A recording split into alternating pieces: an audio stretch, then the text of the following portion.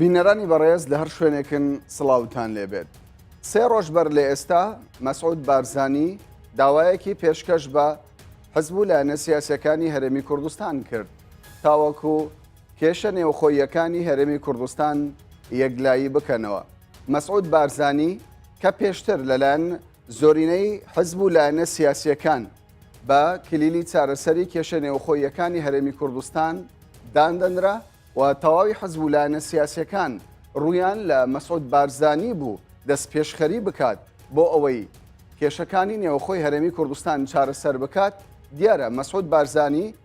کلیلی دەرگای چارەسەری ئەو گرفتانەی کردەوە لە ڕێگای ئەو پەیامەی کە خستیە ڕوو داوای لە تەواوی حزب و لایەنە سیاسیەکان کرد بە یەکەوە دابنیشن بەڕێزێک بۆ پۆستی سەرۆکی هەرێمی کوردستان و گۆڕانکاری لە پۆستی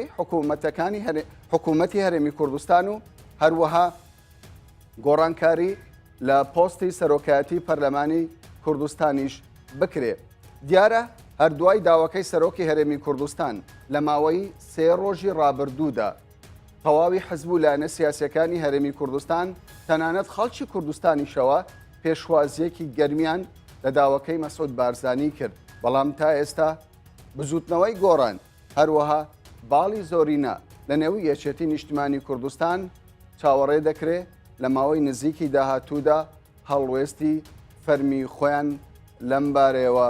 ڕوون بکەنەوە. بەڕێزانم بۆ قسەکردن لەسەر ئەم بژارە بە شێوەیەکی ڕاستەوخۆ لە شاری سلێمانیەوە ئەندازیار عومەر عینایەت ئەندامی فراکسیۆنی بزوتنەوەی گۆڕان لە پەرلەمانی کوردستان، هەروەها لە شاری دهۆکیشەوە ئامینە زکری ئەندامی فراکسیۆنی پارتی دیموکراتی کوردستان لە پەرلەمانی کوردستان، هەروەها ئایدن معروف ئەندامی بەرەی تورکمانی لە پەرلەمانی کوردستان کە ئەویش لە ستۆدیۆی سنتەر بە شێوەیەکی ڕاستەوخۆ لەگەڵمانە. بە خێراتنێکی گەرمی میوانەکانم دەکەم، پێم باشە لە ئەندازیار عومەر عینایەتەوە دەست پێ بکەم. بەڕێز عومەر، پێم باشە لەوەوە دەست پێ بکەم تاوەکو ئێستا بۆچی بزوتنەوەی گۆڕان وەڵامی فەرمی نەبووە بۆ داواکەی مەسعود بارزانی؟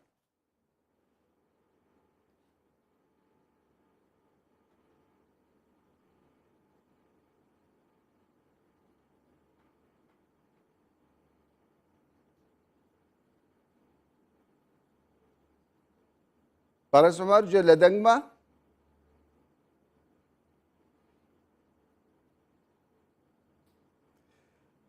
پێم وایە دەنگی ئێمە بە بەڕێز عومەر عینایەت ناگات. ناچارم پرسیار لە بەڕێز ئایدن معروف بکەم. بەڕێز ئایدن، ئێوە وەکو بەرەی تورکمانی داواکەی مەسعود بارزانی سەرۆکی هەرێمی کوردستان چۆنتان خوێندەوە، چۆن پێشوازیتان لێ کرد؟ بەلێ پێشکی زۆر سوپاسی ئێوە و سوپاسی کەناڵی 24 ئەکەین، هەروە ڕێز و سەلامشم بۆ بەڕێز کاک عومەر ئەندامی بزوتنەوەی گۆڕان لە پەرلەمانی کوردستان، هەروە ڕێز و سەلامشم بۆ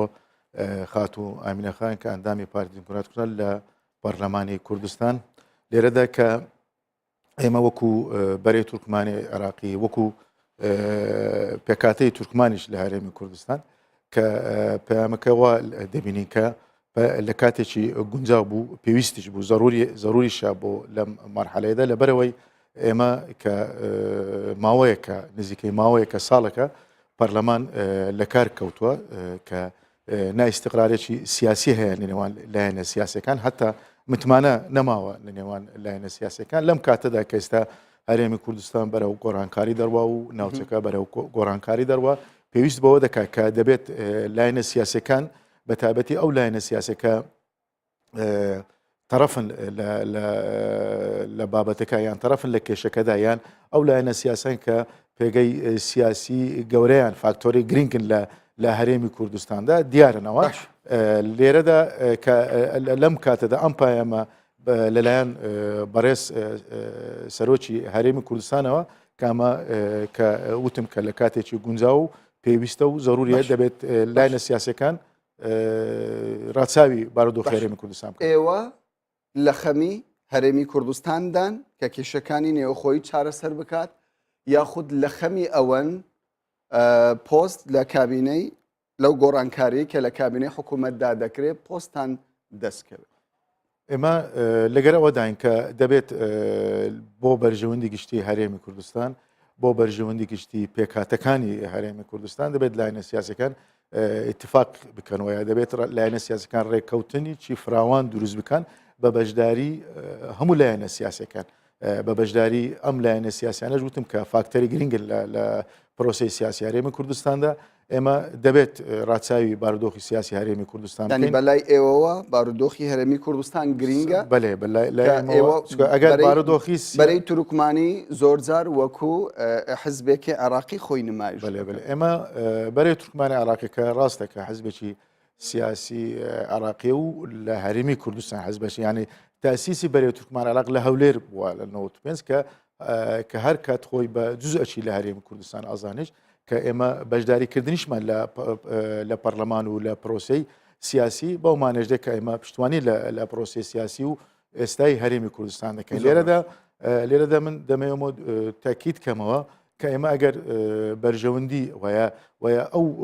گرفتانە چارەسەر نەکرێن پۆستەکانیش نابێتن دەبێت لە مەرحەلە یەکەمدا لە هەنگاوی یەکەمدا لە قۆناغی یەکەمدا دەبێت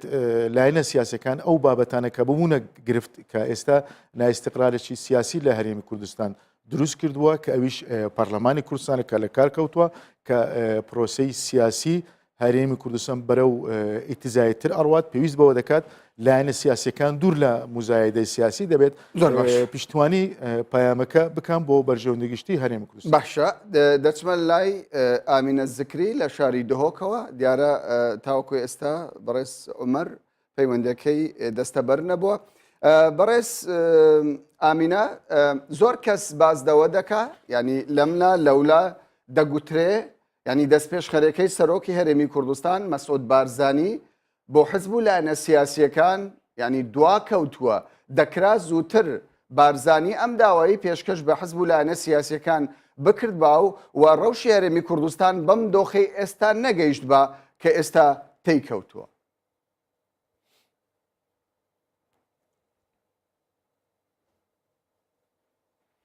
ێبارە هەوا و هەمی بینەرێت کوردستان 24 بخێر و خوشی بیدەن. البته پیام جناب سروکی کلیدا چارەسەری یا و بازگەهێک و دەواازەیەکە بۆ چارەسەریین کێشên سیاسی و هەروەسا بۆ ئەگەر سەحکێنە ناوەڕۆکە یا پیام جناب سروکی یادەبەش بوویە سەر 4 تەوەرێت ئەساسی تەوەرێ ئێکێ بەحسێ قەیران و کێشên نافخۆیی و دەرەکی و دوو عامل سەرەکینە یت ئەڤروکە ئەف قەیران و سەرهەلدانا کێشên سیاسی و ئابووریên کوردستانی سەرهەلدان تەوەرێ دوێک و بەحسێ چارەساریە چەوانیا چارەسەرکردنا قەیران سیاسی هەرێما کوردستانی و ڕێگەیên چارەسەریە بۆ ڤەدیتینە و پەیام یان jî bêjî تەوەرێ سێyê مخاطب بۆ فەرمانبەر و مامۆستایان و هەروەسا دیارە ناوەڕۆکی پەیامەکەی بارزانی دیار بوو ئامینە خان بەڵام ئەوەی پرسیارەکەی من لێرەدا ئەوەیە ینی زۆر کەس بازدەوە دەکا داوەکەی بارزانی دەکرا زووتر بکرابە و بارودۆخی هەرێمی کوردستان بەم دۆخی کە ئێستا تێی کەوتووە نەگەیشت بە ئەم دۆخی ئێستا پێتان وایە ئێوە لەگەر ئەو ڕایەن کە دەکرا زووتر ئەو داوایە پێشکەش کرابە؟ گای کامران حتی نوکه جناب سروک بارزانی چند پیام آراسته لایەنên سیاسی و ئەحزابا گرینە بگیرە داخواست یا کری کو لایەنên سیاسی گەلوی بجڤن کو هیچ استیجابەیەک بوو نەبوویە جارên دیتر jî بۆ هەندێک کو دەواازەیەکا دیتر بۆ هەندێ ببیتن ئینفتاحێک بۆ هەندێ هەبیتن ببیتە بازگەهێک بوو چارەسەریە کێشەکان داخوازا لایەنên سیاسی kirin ku pêkvarî nexwarê ku heta nuke îstîcabeyeka wasanê nebûye lê ev peyama cenabê Serokê ku dawakariyên hemî layەnên siyasiyê têda hey ez bînim ku îstîcabeyeka ya erînîş layê layەnên siyasî û herwasa layê xelkê Kurdistanê ve jî pêşwaziyeka ya îcabiya pê hatiye kirin ev ne cara êkî ku cenabê Serokî daxwaza layەnên siyasî diketin mebesta min ew e ew cudahiya vê peyama cenabê Serokî encamên piştî şerê Daeş که جناب سروی بارزانی بدیتنا من مبستوی او بویا که هزین سیاسی جمترسین درکی وکی انجام شر داعش برای هزین سیاسی بدتا مترسین یه نافخوی به هنده که لاین سیاسی گوتاره که یک رزیان اجتماعی بوه مرحله یا حساسا چهار سرنویسازا یا میجو یا گل کردستانه ببتوه باشا اما باست لشری داعش کرد بلام پدوانیا يعني بوچونی يعني هنده کس راز بد لوی که بارزانی مەبەستی ئەوە بووە لە ماوەی ینی لە پۆستەکەیدا بمینێتەوە وەکو فەرماندەی گشتی هێزە چەکدارەکانی هەرێمی کوردستان تاوەکو ئەو سەرکەوتنە گەورەیە لە سەردەستی ئەو تۆمار بکرێت کە داعش لە سەردەستی ئەو لە سەردەستی هێزەکانی پێشمەرگەی کوردستان تێک بشکێندرێ. ینی مانەوەی بارزانی لە پۆستەکەیدا ئایا بۆ ئەوە نەبوو؟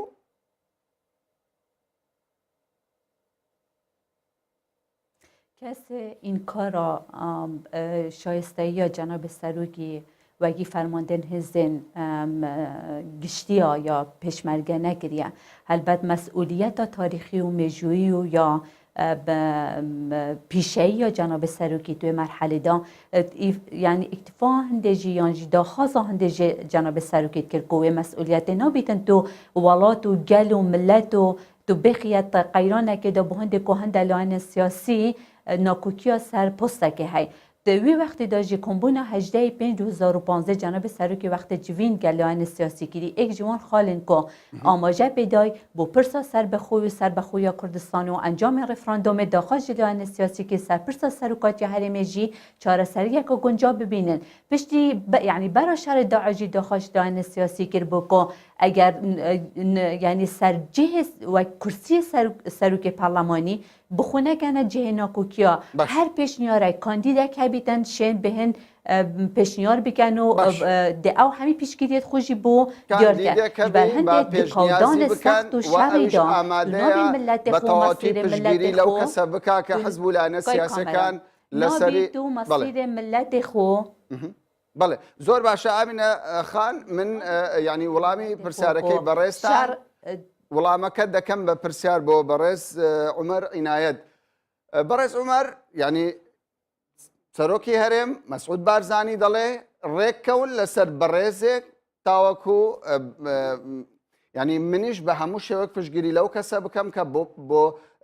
سەرۆکی هەرێمی کوردستان ئێوە دەست نیشانی دەکەن. بۆچی تاوەکو ئێستا بزوتنەوەی گۆڕان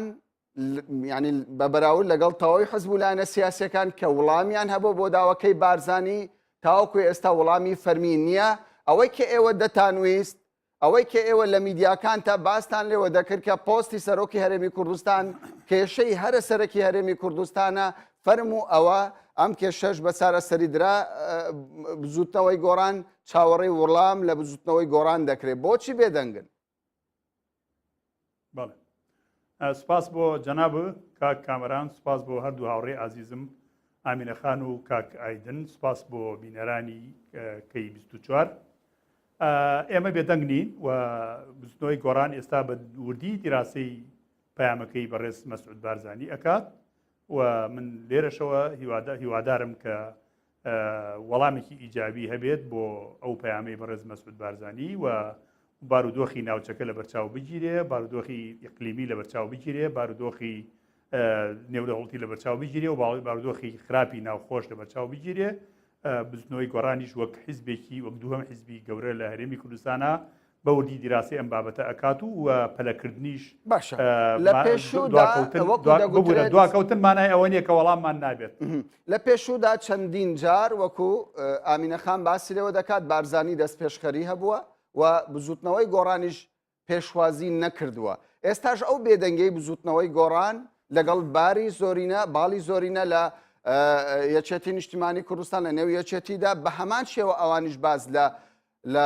لەوە دەکەن کە خوێندنەوەی ورد لەسەر داواکەی مەسعود بارزانیدا بکرێ. ئەمە بەمانای چییە؟ ئایا هەردوو لە خەریکی ئەوەن بە یەکەوە ڕێککەوتنێک بکەن و سوپرایزێک بە خەڵکی کوردستان بدەن کە دواتر لە کۆبوونەوەی داهاتوی حزبەکاندا بیخەنە ڕوو؟ من وەکو لێرە شیکردنەوەی خۆم باسەکەم وەکو عومەر عنایەت قسەکەم لێرە ڕێکەوتنیەکەی هەیە لە نێوان یەکێتی نیشتیمانی کوردستان و بزنەوەی گۆڕانە ئەم بێگومان ئەبێ ئەو ڕێکەوتنە کاریگەری هەبێ لە کاتی خوێندنەوەی ئەو پەیامی بەڕێز مەسعود بارزانی و من وای بۆ ئەچم کە گۆڕینەوەی ڕاو بۆچوون هەبێ بۆ ئەوەی بزانن چۆن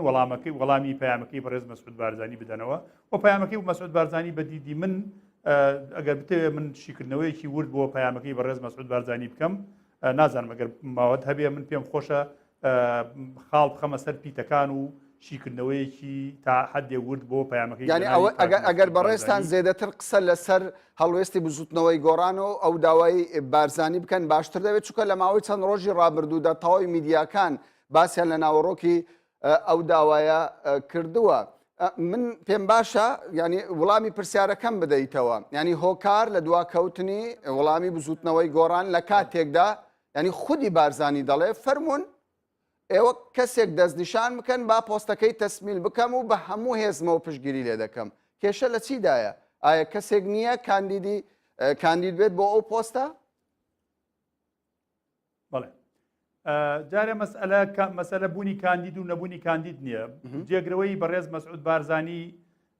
تا ئێستا ئەو یاسایی کە بەرکارە یاسای ژمارەیەکی ساڵی 2005 ئەوە بێ بە پێی هەڵبژاردن بێ. ئایا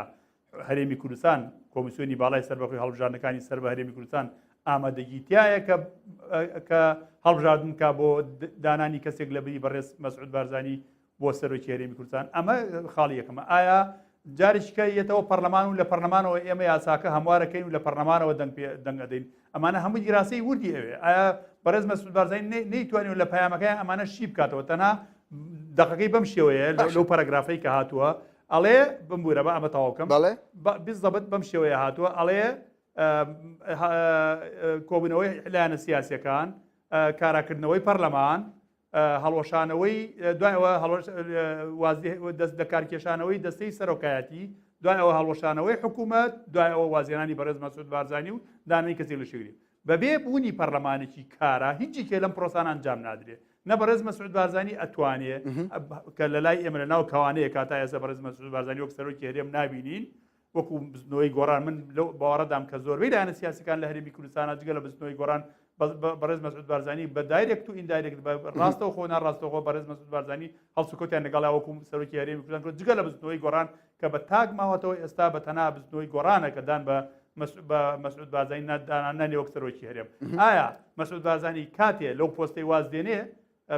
لە ڕێگای پەرلەمانەوەی خۆ بێتە ناو پەرلەمان بێ یاسای ژمارە بەبەندی 16 لە یاسای ژمارە باشە ئەوەی لە قسەکانت تێگەیشت بم کە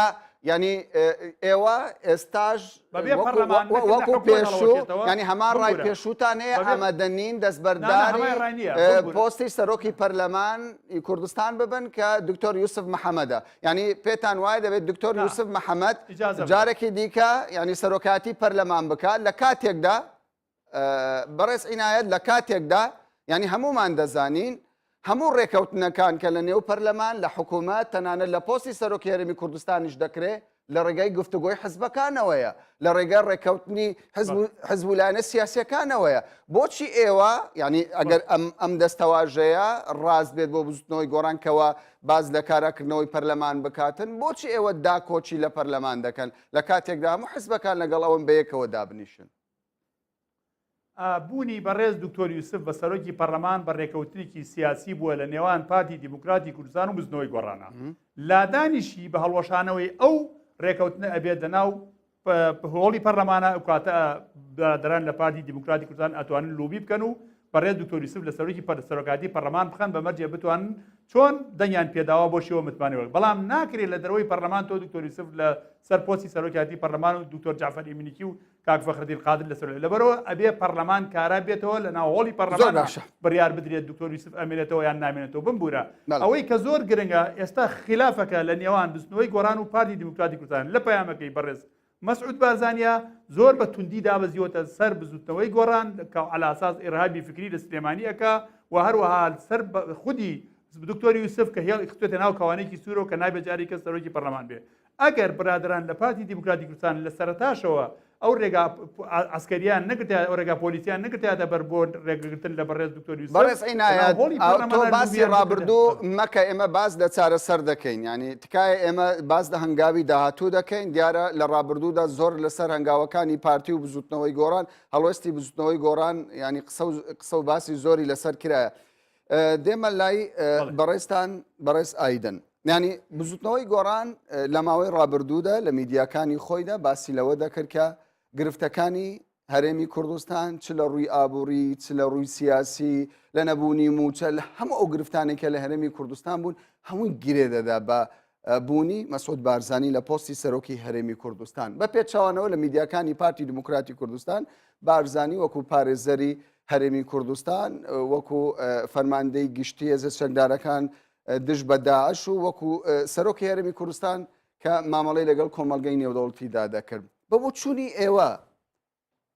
بارزانی بۆتە گرفت و سەرچاوی گرت و قەیرانەکان لە هەرێمی کوردستان یەخود بە پێچەوانەوە بوونی بارزانی لە پۆستی سەرۆکی هەرێمی کوردستاندا وای کردووە هەرێمی کوردستان لە مەترسیەکانی داعش و مەترسیەکانی دەرەچی بپارێزێ بەڵێ ئێمە باش ئەزانین کە ئەمە نزیکەی 3 ساڵە لە 2013ەوە کە نزیکە ئەمە 3 ساڵە هەرێمی کوردستان لە بارەدۆخش زۆر ئیسیسنایی تێدا پەڕێت ئەمەش چەند هۆیەکە کە یەک لەوانە کە شەڕی داعشە کە ئەمە کە نزیکەی ئەمە 2 ساڵە کە ئەم شەڕە هەیە کە لە کەرکووک و لە مووسڵ و ئەمانە هەموو کاریگەری خراپیان دروست کرد لەسەر بارودۆخی هەرێمی کوردستان دواتریش گرنگتریانەوەیە کە پەیوەندیەکانی بەغدا و هەولێر کە ئەمە بوو ئەمە گەیشتە ئەو مەرحەلەیە کە ئالۆزی زۆری تێکەوتووە کە ئەو بوو ئەم پەیوەندیەش کاریگەری سلبی دروست کرد لەسەر بارودۆخی سیاسی بە تایبەتی لە ڕووی داراییەوە کە تاکو ئێستا ئەو ئێتیفاقە کرا چەند کۆبوونەوەش کرا نەگەیشتە نەتیجەدا دیار بوو بەغدا فشاری سیاسی لەسەر هەرێم کوردستان دروست کرد بە تایبەتی لەسەر هەولێر کە ئەمە نزیکەی 2 ساڵ پارەی بۆ چوونی ئێوە چی بوو ینی هەرێمی کوردستان پێویستی بە سەرکردەیەکی وەکو بارزانی هەبوو ینی فەرمانڕەوایی بکات لەم دۆخێکی هەرێمی کوردستان تێکەوت یاخود دەکرا ینی ئەم کێشە ئەم پۆستە بە هەڵبسێردراوی ببینێتەوە لەو مەرحەلەیەدا ئێمەوە ئەبینین کە هەموو هاوڵەتەکانی هەرێمیش هاوڵاتیانی هەرێمیشەوە ئەبینین کە لەم مەرحەلەیەدا کە بەڕێز کاک مەسعود بارزانی سەرۆکی هەرێم کە شخصیەتێکی کاریگەرە لە هەرێمی کوردستان حتا لە ناوچەی ڕۆژهەڵاتیشدا کە دەورێکی باشی هەیە و کە توانێتی دیبلۆماسیەتێکی پەیوەندیشی دیبلۆماسی لەگەر دەوڵەتەکان دروست بکات بۆ بەرژەوەندی هەرێمی کوردستاندا یعنی کە کاریگەری ئیجابی و باشی دروست کرد بوو لەسەر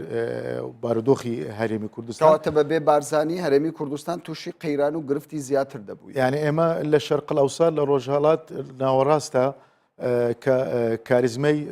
شەخص زۆر گرینگە یعنی کاریگەری دروست دەکات بە تایبەتی ئێمە کە لەگەر تەماشای ڕابردوش بکەین کە ئێستا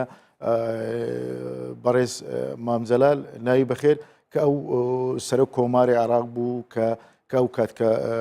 وەزعی تەندروستی باش بوو کە لە ڕۆژهەڵاتی ناوەڕاست و لە عێراقیشدا کاریگەری باشی هەبوو کە دەیتوانی کە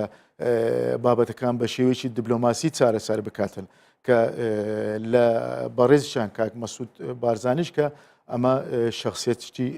بارزە لە ئەوساتی سیاسی عێراق و هەرێمی کوردستاندا کە توانێتی زۆر شت چارەسەر بکاتن کە لە هەرێمی کوردستان لێرەدا ئێماوە ئەبینین کە ئەم شخصانە دەوریان هەیە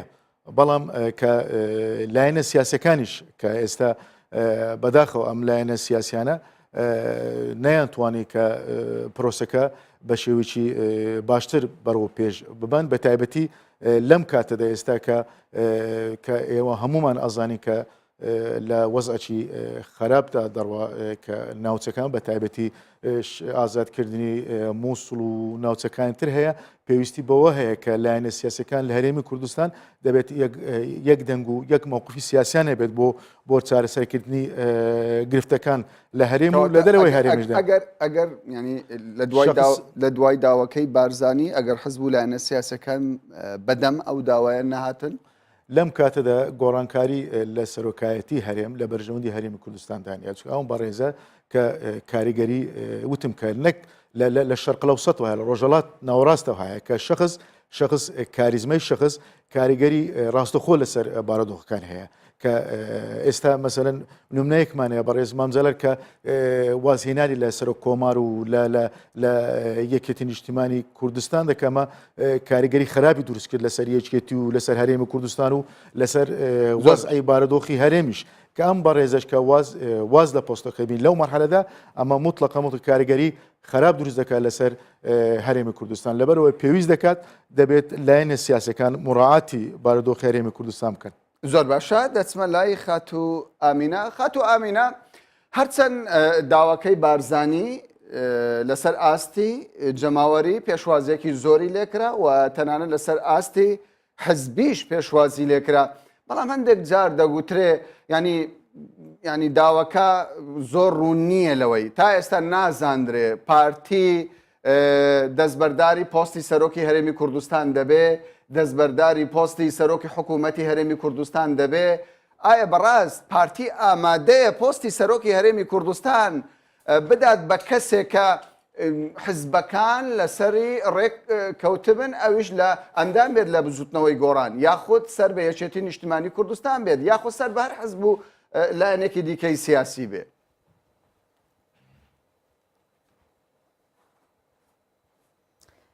گای کامران از بجم ویتن همی لایەن سیاسی معادلا سفرکردنا کێشەیان بگەن تو بنوکە یاسەحا لایەن سیاسی دا کو ویتن استیجابە بۆ ئەو پەیام و مبادرە جەناب سەرۆکی کو پەیامەکە یا ئێکیلاگەرە و یا بەردەم لایەن سیاسی هەلبەت بە ئەو نەفەسا هیویدارم کاک عەمەر عنایەت کو ئێک جوان پەرلەمانتارێت متەوازن و گوتارەکە یا متەوازن هەردەم هەبووی بوێ نەفەسا بەردەوام بن چونکی بە ئیتیهامکردن و زمان زڤریە ئەعلامی و بتایبەتی یە لایەنە سیاسی ئەvە ئاڵوسترکردنا یا کێشەیان دەبیدن هەلبەت ئەگە بێن سەحکەنە جەناب سەرۆکی وەک ڕەمز و سیادا یا وڵاتی وەک فەرماندەی هێزن گشتیên پێشمەرگە مدید کو چی کوتاهیەک پۆستێ سەرۆکاتیە یا هەرێمێ داکiriye دوخێک و پتر 2 ساڵایە بەرەی شەر وەکی فەرماندەی گشتی یە کارێ خۆ ئەنجام دەدەن سینگەویە سینگە شەڕیت گەل پێشمەرگەیان قەهرەمان پاراستن و کەرامەتە ئاخ و وڵاتیت کەتن عالیە دیپلۆماسی و علاقاتێت وڵاتی دا و حتا هەلسوکەوت و گوتاراوی دەربەی وڵاتی چ تژدژی یەکەتی نیشتیمانی و خاک و گەلە کوردستانی بووە و سین وێ هاتیە باشە بەڵام وڵامی پرسیارەکەی من نەداوە خاتو ئامینە ئایا پارتی دیموکراتی کوردستان ڕازی دەبێ لەسەر کەسێک کە لە بچوتنەوەی گۆڕان بێت یاخود لە حزب و لایەنە سیاسەکانی دیکە بێت پۆستی سەرۆکی هەرێم یاخود پۆستی سەرۆکی حکوومەتی هەرێمی کوردستان وەربگرێ؟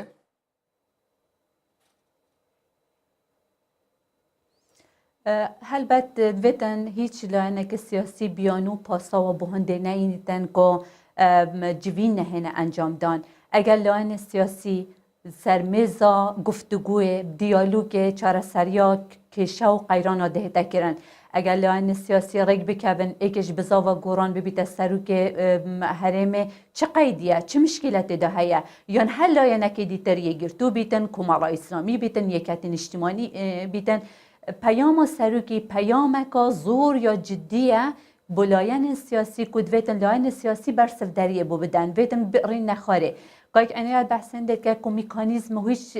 دیار نینە کە سەرۆکی هەرێمێ دەچان ئەلەساس یاسا بەرکار یا هەی پەرلەمان بێ کارا بیت بەلێ ئەژی گەل هەندێ مەرێت زیتنیدەن پەرلەمانی کوردستانی کارا ببیتن لێ بە هەمی ئەv جوورە چارەسەریە حتا لایەن سیاسی نری نخواره گفتگوی نکن ویتن لایەن سیاسی ری نخواره ریگا یانجی میکانیزما نقشه ریگای چارەسەریە و بینن و ریگا چارەسەریە میکانیزمێت وێ کا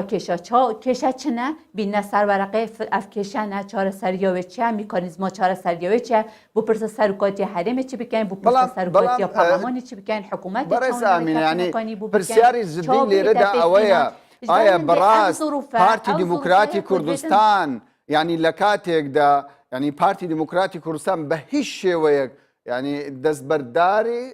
مەسعود بارزانی نەدەبوو لە پۆستی سەرۆکی هەرێمی کوردستان. پرسیارەکە لێرەدا ئەوەیە ئایا بەڕاست پارتی ئامادەیە دەستبەرداری بارزانی بێت لە پۆستی سەرۆکی هەرێمی کوردستان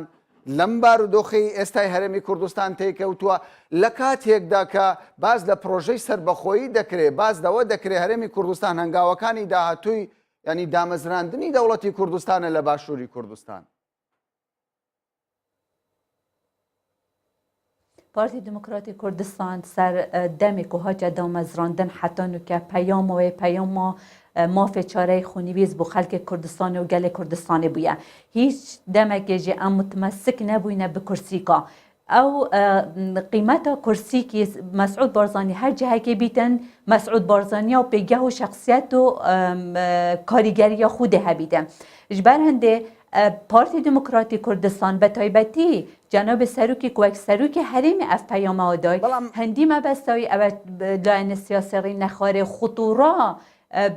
خوتورا ئەو مەتەرسین و ئەڤریکا ناوخوا هەرێمە کوردستان دەکە لایەنە سیاسی ڕێک نەکەون پێک نەهێن پەرلەمان کارا نەبیدن و دیسان از تاکید سر هندکمه وکو مبادره سروکی هر سه داخازیت لاین سیاسی به تایبتی گوران و یکتی و پارتی و لاین اسلامی و همه احزاب سیاسی تداهین اگر پارتی گلک داکوکی سر هندک سروک پارلمانی بهتر گورین نوکه وکاو جناب سروک داخازت که سروکات پارلمانی بهتر گورین معادله کنی هر همان دم دا بشک یکتی داخواست کردن حکومت گوران کاری تدا به نکردن داخوازیا بشک یکتی تدا داخوازیا گورانیا تدا کو بحث سروک پرسا سروکاتی هرمه و هر واسه گورین حکومت کرد و تا داخوازی و داواکاریت همین لاین سیاسی پیام جناب سروکی داهی و تنها تشت کوچشتن و مشکل چاره سر بکد ویتم گفتگو بهتر کردن گفتگو دست بکن ویت ام در فتیش دست خونه دن ویت ام در زور باشه دیاره لرابردودا زور زاد گفتگو کراوه بلام گفتگو کان نگیشتونه تا چاره سر بینرانی برایز درجه با گفتگو کان من دادم لگل میوانه برایز کان من بلام استادتشین ناوبرکو دواتر دگرین اولای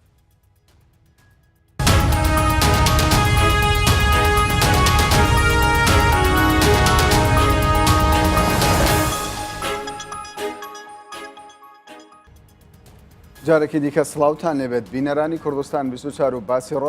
باسی ڕۆژ بەردەوامە دیارە تەوەری ئەمڕۆی باسی ڕۆژمان تایبەتە بە پەیامەکەی مەسعود بارزانی و بۆ قسەکردن لەسەر ئەم تەوەرەش لە سلێمانیەوە عومەر عینایەت لە بزوتنەوەی گۆڕان و لە شاری دۆهۆکەوە ئامینە زکری لە پارتی دیموکراتی کوردستان و لە بەرەی تورکمانیش ئایدن معروف میوانمانە دەچمە لای بەڕێز عومەر عینایەت بەڕێز عومەر عینایەت لە ڕابردوودا یعنی ئێوە تاکە داواکاریتان ئەوە بوو کە سەرۆکی هەرێمی کوردستان بەپێی یاساکان ینی دەستوری نییە یاسایی نییە بەپێی ڕێکەوتنی حزبیە نایاساییە و پێتان وابوو هەموو گرفتەکان لە پۆستی سەرۆکی هەرێمی کوردستانەوەیە و داوای موچەی فەرمانبەران و داوای ئەوەتان دەکرد کە لە حکوومەتی هەرێمی کوردستان و تەواوی دامەزراوەکانی هەرێمی کوردستان پارتی تێیدا باڵا دەستە و لە سەدا هەفتای دەستەڵات بۆ پارتی دیموکراتی کوردستانە ئێستا خودی بارزانی داوایەکی پێشکەش کردووە دەڵێت فەرمووەرن گفتوگۆ بکەن لەسەر پۆستی سەرۆکی هەرێم حکوومەت پەرلەمان بۆچی ئەو ساردێ لە بزوتنەوەی گۆڕان دەبینرێ ینی ئەمە بێخەمی بزوتنەوەی گۆڕان نییە لەسەر ئەم پرسە ئایا مافی خەڵکی کوردستان نییە لەوەی کە بزوتنەوەی گۆڕان خەمساردە لەوەی کە ماوەی چەندین ساڵە گرفت لە نێوان پارتی دموکراتی کوردستان و بزوتنەوەی گۆڕان هەیە؟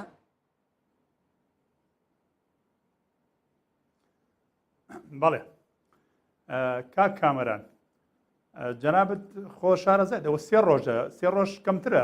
پەیامەکەی بەڕێز مەسعود ینی پێرە شەو بوو پەیامەکەی بەڕێز مەسعود بارزانی بڵاو بوویەوە یعنی ئەوەندەش دوا نەکەوتووە بزنەوەی گۆڕان بە ئەرێنی یان بە نێرێنی وەڵامی ئەو پەیامی بەڕێز مەسعود بارزانی بداتەوە و دوای ئەوە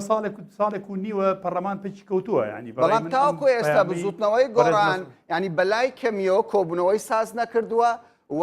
ینی هیچ شتێکی ئاماژە پێدەری دڵخۆشکەر بۆ خەڵکی کوردستانی پێ نییە ینی نابێ هیچ کەسێک ئەوەی لەبیر بچێ کە ئەو چێبڕچەی لە نێوان هەردوو حزبدا هەیە و خەڵکی کوردستان بە گرنگیەوە تەمەشای ئەو بابەتە دەکا و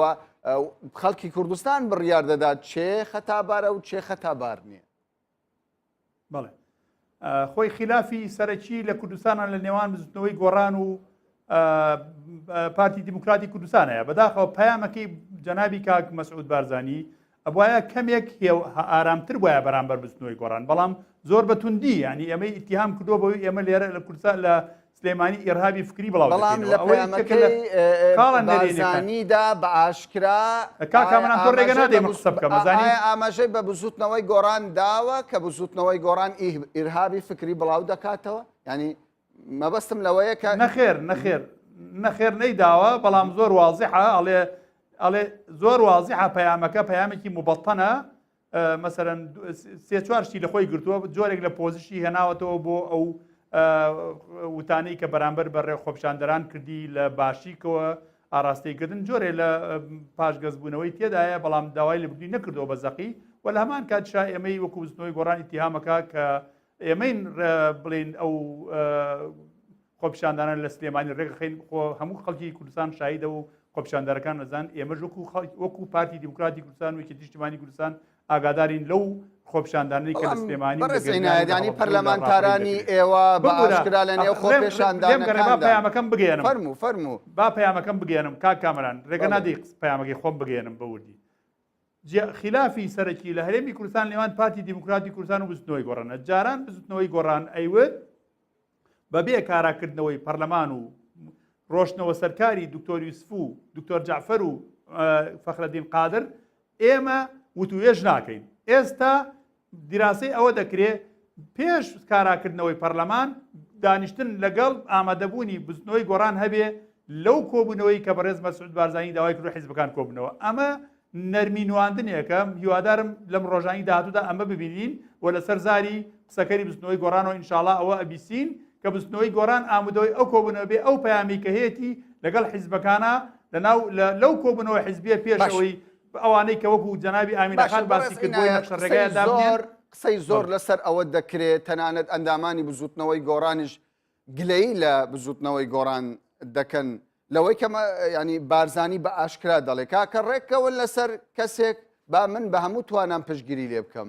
بۆچی کاندید نییە بەڕاست بە ڕێککەوتن بمبورە ڕێککەوتن بمبورە ڕێکەوت لە ناو قاعی پەرلەمانەوە تو ئەتوانی یان لە ڕێگەی دەنگدەرەکانەوە یان هەڵبژاردننی ڕاستەوخۆ ئەتوانی خەڵک خۆی تەرشیحکە یان لە ناو قاعی پەرلەمانەوە بێ دەنگ بدرێ نە کۆمیسیۆنی باڵای سەربەخۆی هەڵبژاردنەکان ئامادەیە نە پەرلەمان کارێ تۆ چۆن ئەتوانی کەسێ بخەیتە پێش پەرلەمان پێش دامەزراندنی پەرلەمان پێکاتەی دەستەی سەرۆکاتی پەرلەمان بەڕست ئینایەت ینی حزبەکان بە یەکەوە دانیشتن ڕێکەوتنیان ساز کرد ئایا ئەمە نایەتەوە خاڵی سفر لەسەر تاوە ینی باز ئایا بارزانی بەس داوای گۆڕینی سەرۆکی حکوومەت و سەرۆکی هەرێمی کردووە یاخود گۆڕینی تەواوی دەستەی سەرۆکایەتی کردووە لە هەرسێ دامەزراوەکەدا بۆچی ئێوە ئیستیسنا دەکەن لە داوای گۆڕینی دەستەی سەرۆکایەتی پەرلەمانی کردووە داوای گۆڕینی سەرۆکی هەرێمی کردووە داوای گۆڕینی هەڵۆشانەوەی حکوومەتی ئێوە دەستبەرداری دکتۆر یوسف محەممەد دەبن یاخودنا پرسیارەکە لێرەدا ئەوەیە ینی پێشتر تانگوت بارزانی دەستبەرداری ئەو پۆستە نابێ ئێستا ئێوە وەکو بزوتنەوەی بڵێ فەرموو کامەران تۆ لە من زیاتر قسەکە ێزانی یعنی ڕێگە نادێ من قسە بکەم ئوستاس ئەگەر بەم شێوەیە بێ حیوار ناکرێت وڵامەکانی بەڕێستان پرسیار دروست دەکات ئێمەش دەمانەوەی خەڵکی کوردستان لە هەموو وردەکاریەکان تێبگە فەرموو ئێمە وەکو هەموو حیزبەکانی دی ئێمە وەکو هەموو حیزبەکانی کە ئێستا لەسەرمانە وەڵامێکی پەیامەکەی بەڕێز مەسعود بارزانی بدەینەوە بە نەرێنی یان بە ئەرێنی ئەگەر بە ئەرێنی بوو لەناو ئەو کۆبوونەوەی کە ئەکرێ لەناو ئەو کۆبوونەوەی کە ئەکرێت لایەن لایەنە سیاسەکان ڕێگە چارەی خۆمان بە برادران لەو حیزبانە ئەڵێن ئەمە پەیامی ئێمەیە لەسەر بەڕێز دکتۆر یوسف بەمانەوەی یان نەمانەوەی بەڵام ئێستا پێشوەخت ناکرێت لێرێ من و جەنابەت مناقەشە بکەین لەسەر مەسیر زۆر باش. دکتۆر یوسف لە هەموو حاڵەتێکا بێ بچێت ناو دوو حاڵەت هەیە بۆ لاچوونی بەڕێ دکتۆر یوسف یان پێویستە خۆی استیقالە بکە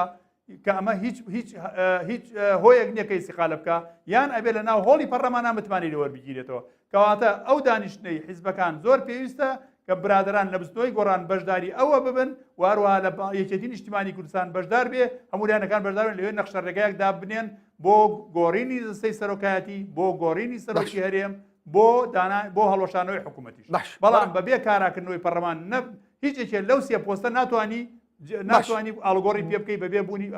پەرلەمانی بۆ چوونەکەت گەیشت دەچمە لای بەڕێز ئایدن بەڕێز ئایدن لە پەرلەمانی کوردستاندا کێشەی حزبی وای کرد کە پەرلەمان لە کار بکەوێ و لە حکوومەتیش وەک دەبینرێ بزوتنەوەی گۆڕان لە حکوومەتدا بەشدار نییە و زۆر کەس باسدەوە دەکات حکوومەت بە شێوەک لە شێوەکان کاران نییە لادە دوای داواکەی بارزانی کە داوا دەکات ینی پۆستەکەی تەسلیم بە کەسێک بکات پێ دوایە هاتنی کەسێک بۆ ئەو پۆستە یاخود گفتوگۆی حزبەکان کێشێک لە پۆستی سەرۆکایەتی هەرێمی کوردستان دروست بکاتەوە لە کاتێکدا بارزانی بە ئاشکرا باسی لەوە کردووەکە و هەتا کاتی هەڵبژاردن ئەو ئامادەیە پۆستەکەی ڕادەست بکە ینی بە دیدگای ئێوە هەرێمی کوردستان بەرەو قەیرانێکی دیکە هەنگاو دەنێ یاخود بە پێچەوانەوە بەرەو چارەسەر هەنگاو لە پەیامەکەی بەڕێزیشان کە تاکیتی لەوە کراوە کە ئەمە ئەم گۆڕانکاریانە کە داوا کراوە ئەم گۆڕانکاریانە لە یەک ساڵە تاکو هەڵبژاردنایە لێرەشتا ئێمە باش ئەزانین کە ئێمە ئەلتەرناتیفی ئێستامان چیە یعنی ئەم ئۆژ گرینگە کە ئەمە نزیکەی ساڵێکە پەرلەمان لە کار کەوتۆ ئیش ناکات کاری پەرلەمانی ڕاوەستاوە دەولەت وە هەرێم معقول نییە بەبێ پەرلەمان بێ بەبێ پەرلەمان حکومت ناتوانێت ئیش بکات ئیدارەی دەولەت ناکرێت لێرەدا ئێمە ئەگەر بگەڕێنەوە دواوە لە عێراقیش لە پەرلەمانی عێراقیش لە پەرلەمانی کوردستانیش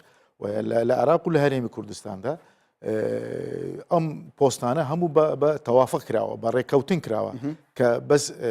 ئەمە ئێستا نییە کە لە 2023ەوە پاش ڕوخانی ئەزۆ تا کوێستا ئەمە ئەم سەقافەتە دەبێت لەسەر دەستەی سەرۆکاتی پەرلەمانیش حزبەکان دابنیشن قسەی لەسەر بکەن یاخود وەکو بەڕێز ئینات باسی لێوە دەکا دەبێت پەرلەمان ینی دەست بەکار بێتەوە اینجا پاشەوەی گۆڕانکاری لە پۆستی سەرۆکی حکوومەت و هەرێم دەکرێت اینجا پەرلەمان گۆڕانکار ئەمە دەبێت کە لەم پایامەکەدا هاتووە دەبێت لە مەرحەلە یەکەم دەکە داوا کراوە کۆبنەوەی لایەنە سیاسەکانە ئەم کۆبنەوەی لایەنە سیاسەکە چ دروست دەبێت چ تەوافەق دروست دەبێت چ ئیتفاقێک دروست دەبێت لەسەوەی دواتر پاش ئەم کۆبنەوانە پێویستی بە کارەکردنی پەرلەمان هەیە ئەگەر پەرلەمان کارە نەکرێت ناتوانرێت کە بچە مەرحەلەی دووەم و مەرحەلەی سێمی پەیامەکە و چی پێویستەیە لەم کاتەدا بەڵام ئێمە وابینین کە دەبێت لەم مەرحەلەیەدا بە تایبەتی لەم مەرحەلێکە زۆر حساسە پێویست بەوە دەکات کە لایەنە سیاسەکان زۆر جددی لەسەر ئەم بابەتە ئیش بکەن لەسەر پەیامەکە ئیش بکەن چکە لێرەدا ئێمە خەڵک ئێستا کە لە هەرێمی کوردستان زۆر گەشببینە یعنی پشتیوانی لە پەیامەکەی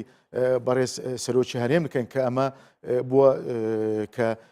بۆ سەبەبێک گوتان مەسعود بارزانی کەسایەتێکی کاریزمایی هەیە و هەرێمی کوردستان پێویستی بە کەسی وەکو بارزانی و تاڵەبانی هەیە بەبێ بارزانی ینی هەرێمی کوردستان تووشی قەیران دەبێ ئایا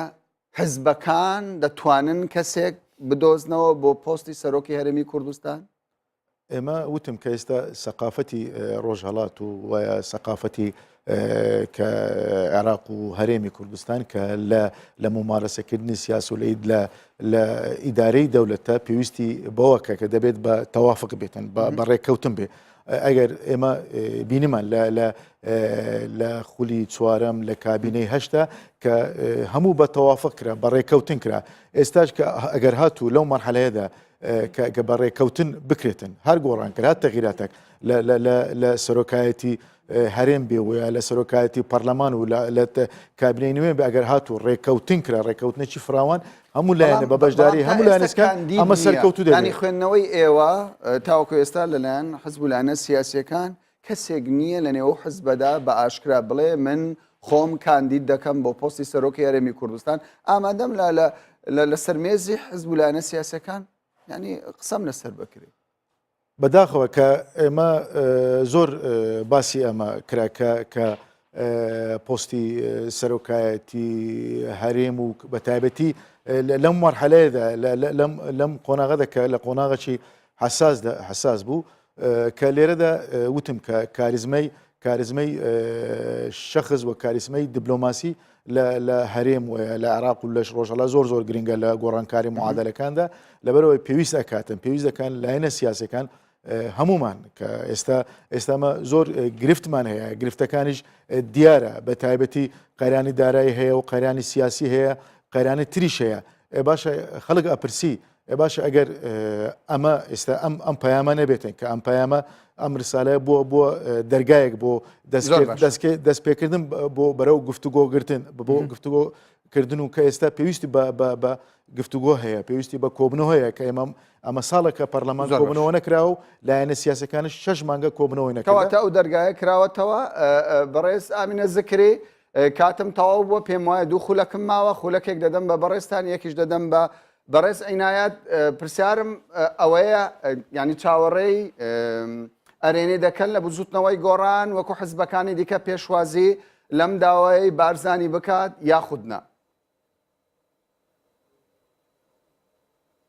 هیوادارم بزوتنەوەی گۆڕان کای کامەران پەیامە سەرۆکی هیچ ئیسtisنایەک بۆ هیچ حزبێکی سیاسی پرسیارەکەم بۆ خاتو ئامینە بوو دواتر بەڕێز عینایەت پرسیارەکە ئارستەی جەنابتان دەکەم بڵێ.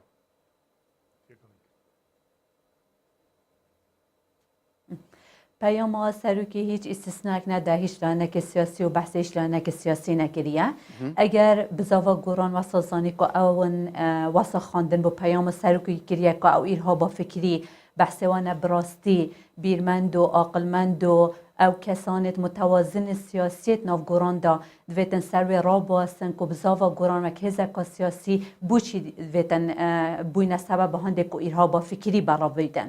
دو لە گۆر لوژیکا سیاسی دوێت کێشە چارەسەریە بهتەکردن ئەس هێویدارم کە بزاوە گۆڕانج بزاوە ینی بەرسەوەکە ئەرێنی و ئیجابی هەبیت بۆ هەندێک و ئەو مبادرە زۆر باشە کەواتە چاوەڕێ دەکەی ینی بەرسپەچی ئەرێنی بدات بە خەڵکی کوردستان بەڕێز عینایەت ئەگەر بە کورتی وەڵامم بدەیتەوە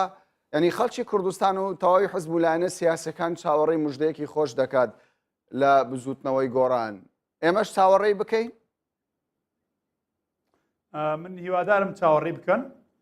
و بزوتنەوەی گۆڕان هەرچی بەرژەوەندی خەڵکی کوردستانی تیابێ ئەو ڕێگاچارەی هەڵەبژێرێ و بێگومانم لەوەی بزوتنەوەی گۆڕان کاری ئەکات کە خەڵکی کوردستان لێ رازی بێ و کار ئێمە بۆ ڕژەوەندی خەڵکی کوردستانەکەین قەیرانەکان چوادەوری داوی ناو کوردستانی گرتوتەوە دژمنانی دەرەکی چوادەوری گرتوین ئەوەی کە فریادڕەسی خەڵکی کوردستانە یەکگرتن و یەکریزی خەڵکی کوردستانە من لێرەوە داوا لە برادران لە بزوتنەوەی گۆڕانەکەم کە ئەو مەتالیبانەی ئەو داخوازیانێ هەیەە لەو کۆبنەوە حزبیا بیکەن پێش ئەوەی کە پەرلەمان کارا بکرێتەوە و لەوێت چیان هەیە تەرحیکەن لەگەڵ ئەو لایەنە سیاسیانە بۆی بتوانین بگەنە ئەنجامێک کە بەویست و ئارەزوی خەڵکی کوردستان. زۆر باشە ئەندازیار عومەر عینایەت ئەندامی فراکسیۆنی بزوتنەوەی گۆڕان لە پەرلەمانی کوردستان لە شاری سلێمانی و لەگەڵمان بووی زۆر سوپاست دەکەین. خاتو ئەمینە زکری ئەندامی فراکسیۆنی پارتی دیموکراتی کوردستان لە پەرلەمانی کوردستانەوە کە لە شاری دۆکەوە لەگەڵمان بووی زۆر سوپاست دەکەین هەروەها بەڕێز ئایدن معروف ئەندامی بەرەی تورکمانی لە پەرلەمانی کوردستان زۆر سوپاس بینەرانی بەڕێز سوپاس بۆ ئێوەش کە کاتی خۆتان بە ئێمەدا بمێنن بەخێر و خۆش.